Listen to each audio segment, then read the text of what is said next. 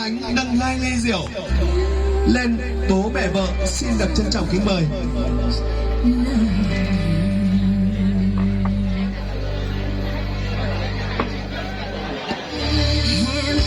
Vâng, và ngay sau đây 2 ly rượu còn lại đôi bạn của chúng ta sẽ cùng mỗi người 1 ly.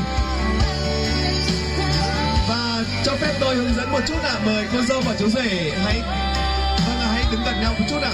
Vâng, đối diện nhau ạ, đối diện nhau và đan tay để chúng ta uống rượu ra vơi. Đan tay ạ, đan tay ạ. Vâng. Và ngay sau đây cho phép chúng tôi nhận được cầu nối giữa cô dâu chú rể và đôi bên gia đình.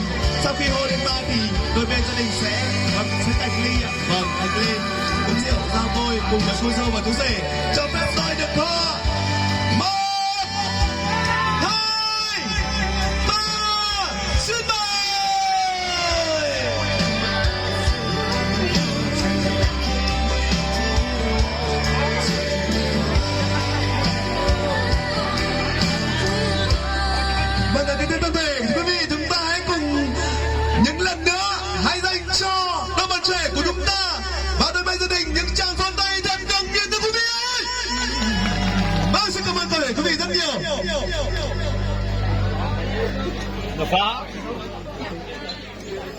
Vâng, sau nghi thức này xin được mời thông gia hai bên gia đình hãy xuống cùng hàng đầu tiên để cảm ơn tới tất cả quý vị quan khách. Trân trọng kính mời.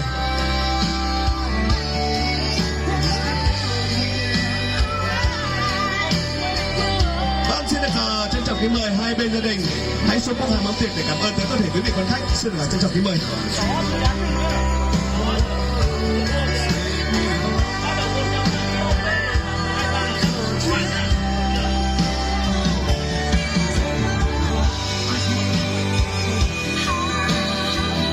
Dạ vâng, kính thưa toàn thể quý vị trân trọng và kính mến.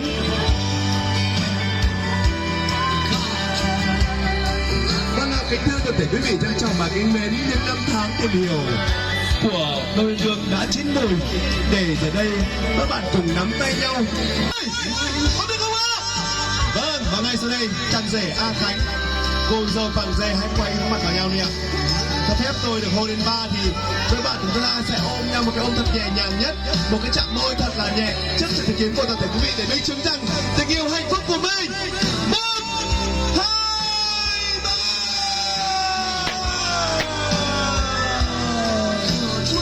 Rất tuyệt vời. Xin chúc mừng hai bạn nhé.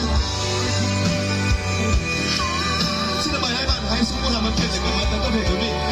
Xin mời quý vị.